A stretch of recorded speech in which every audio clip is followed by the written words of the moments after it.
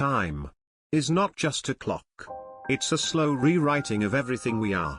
From the moment we're born, the story of our body begins, and every cell carries a piece of that story. But inside those cells, something changes. Each time they divide, they lose a tiny piece of their ends, something called a telomere. Like the plastic tip of a shoelace, telomeres protect our DNA. And as they shorten, our cells weaken. It's not just time passing, it's entropy, stress, sunlight, and even our own biology wearing us down. Aging is not a failure. It's a signal.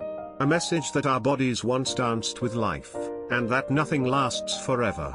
But in understanding why we age, we learn how precious life really is.